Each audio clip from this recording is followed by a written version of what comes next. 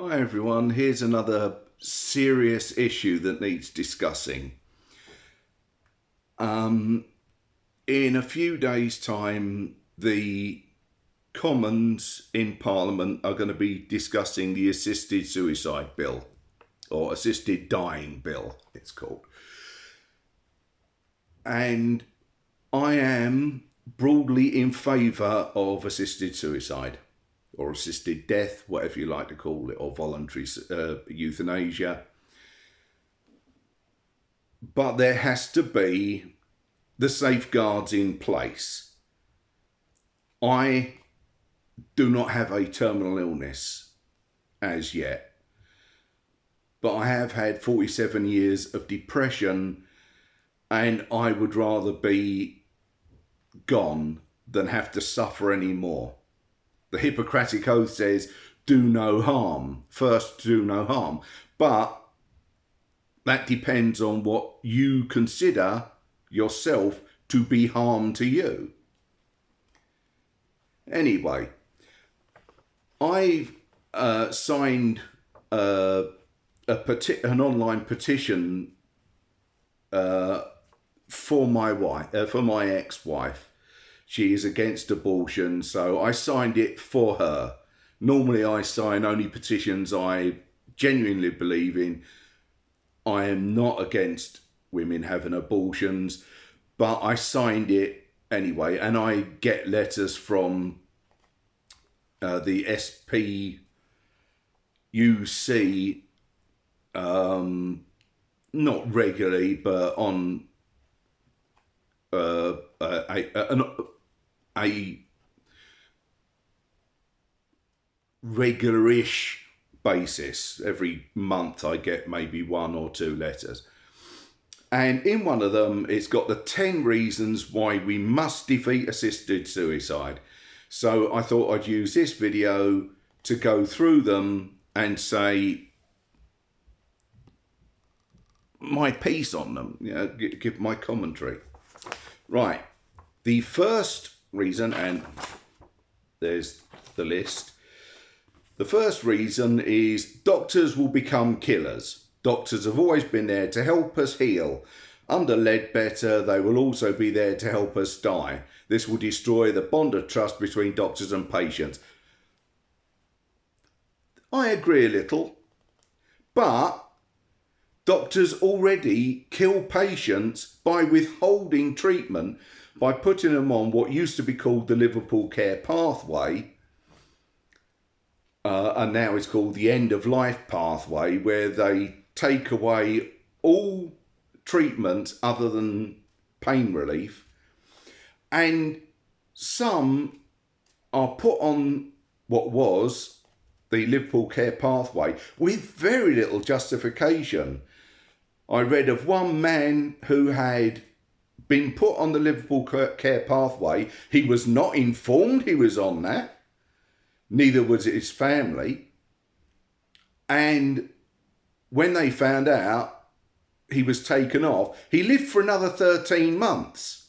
All he had was pneumonia, I think it was. And he could be saved. So doctors do kill. So to say doctors will become killers is not true, because some, regardless of what the justification was, some do put people on the end of life care pathway with no real justification and without telling the family in some cases, or the patient themselves. The second one I totally agree with. Vulnerable people will feel pressure to die. The sick, elderly and disabled are already being told their lives are a burden. If this bill passes, many will feel pressurised to die. Totally agree with that. That's why we need the safeguards that have been stripped out, put straight back in. Because at the moment, they are stripping very important safeguards. I also agree with the third one. Unscrupulous relatives and friends will be empowered. The vulnerable could be pressured to die by those who will gain financially from their deaths. Not if the safeguards are in. Put the safeguards back, then they can't do that. And the safeguards have to include the patient being able to make the rational decision on their own. And that's what should be part of it. If you apply for an assisted death, you should be able to justify it in your own words. And not, oh, I feel like I'm a burden. No one is a burden. Cut that crap out. Right. The fourth one, I agree with, but again, this can be changed by putting safeguards in. Suicide will become a profitable business. In countries like Switzerland, suicide is a business. Profit-making companies have a financial incentive to persuade people to kill themselves. This could also happen here. Well, not if the bill says that you can only get an assisted death through the NHS. And only NHS. No privatised parts of it. It has to be an NHS hospital run by NHS staff that is publicly funded. Not any private healthcare firm. So this makes it even more necessary that we stop the privatisation of the NHS. Number 5, I agree a bit. I'll read what it says and then I'll tell you what I think. Suicide has a terrible impact on those left behind. Yep, absolutely true. Suicide causes immense suffering to family and friends. Under the Ledbetter Bill, even more people will experience this agony of abandonment and loss. This is where I disagree. Suicide does have a terrible effect on those left behind, but at least an assisted death gives family a chance to say their goodbyes because the death is pre-planned. An unassisted suicide comes out of the blue and is much more impactful because you don't see it coming. At least with an assisted death, you know it's coming. It will actually cushion the blow, even though it will still leave an impact on those left behind. On point 6, precious moments will be lost. Medical prognoses are often wrong. Many people live months or even years longer than expected. Assisted suicide will rob those approaching the end of life of precious moments of life and love.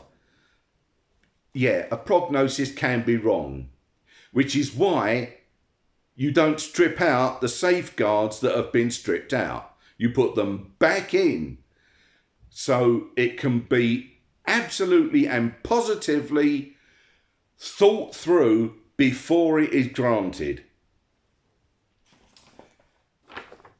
And because once it's been granted, you've got time, you know when it's going to happen, you've got time to lessen the impact, and you can fill the last few days or weeks or months with as many happy memories before the assisted death. Right, here's one that I disagree a bit with. Death will become a choice.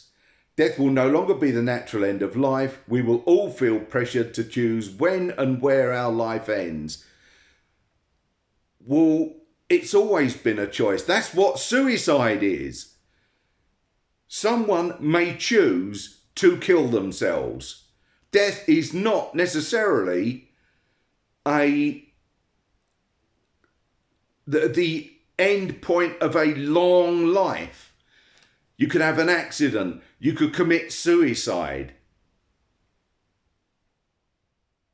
it's ridiculous to say it's the end. It would no longer be the end of a natural life, because an accident is the end of a natural life. And suicide already is someone choosing the time and place of their death. The only natural end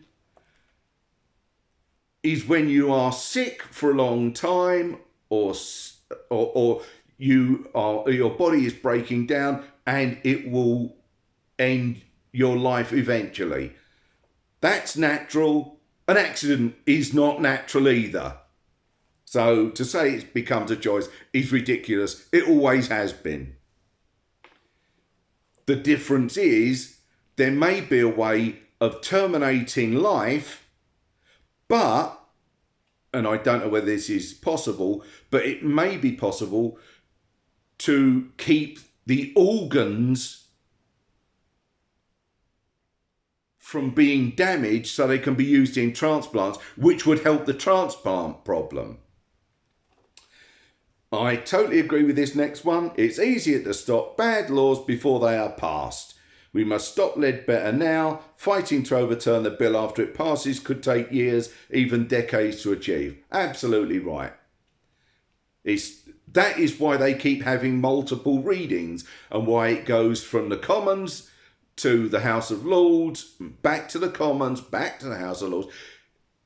It goes through. The Lords put in certain things that are taken out if they feel that that is like the safeguards. It's more important to have the safeguard there than to let the bill just carry on. Right, this one I completely disagree with. Assisted suicide will reinforce abortion laws. If the culture of death extends to the end of life, it will be harder to defeat it at the beginning of life. If we defeat assisted suicide, the end of abortion will come closer. No. Bullshit. It's nonsense. Abortion and assisted death are completely separate issues. There are different reasons for it. Abortion is unwanted pregnancy. Carrying a baby to term would be dangerous for the mother. And stuff like that. There are financial reasons, especially with a 2-child benefit cap. There will be a financial reason why you don't want another kid. You can have all the birth control you want, but it doesn't necessarily mean you will not get pregnant. It just makes it less likely. And what about women who have been raped? Don't they get the chance to abort a fetus because they had no say in actually being made pregnant? It is giving then the rapist all the power. I've impregnated you, you're going to keep it. No. Balls. Balls to that. Women have the right to say what happens to their body. And I damn anyone who says different. And the last one I kind of agree with. More radical laws will follow. The suicide lobby is already saying Ledbetter doesn't go far enough. They will push for even more terrible laws like the killing of the mentally ill if Ledbetter passes. Again, put the bloody safeguards back, and maybe some safeguards that they may not have thought of that I can certainly add to. And there will not be a problem. The mentally ill and the disabled, the educationally impaired, sorry, brain fog, it's screwing my mind up. So long as the safeguards are put in the bill to protect those groups, then a more radical law cannot be put up. And those laws, if they tried to, have to go through the same process that the Ledbetter bill is going through. So it's time to put the safeguards back in. Put the safeguards in. Do not allow private firms to have anything to do with it. And let doctors care for people, even if caring for them means assisting their death. Because that can be an act of care in itself too.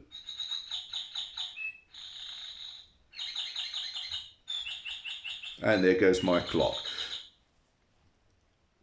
I hope you found this interesting. If you have been offended by any of my views, you could have turned it off. But write to your MP to say we need safeguards to the Ledbetter bill. The assisted dying bill needs to have the safeguards to protect all the stuff that I have agreed with in that list. And on a personal note, I said that I would like an assisted suicide. I have had to change that because stupidly, even though I feel like I want to go every day of my life,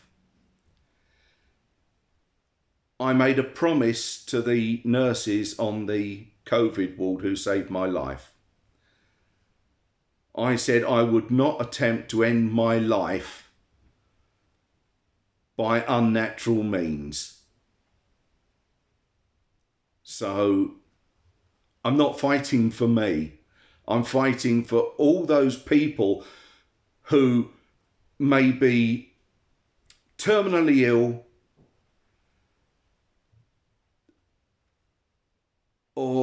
and I don't mind it being open to people who suffer from depression. I've had it for 47 years. I know how hard that can be and how much of a relief an assisted death would be.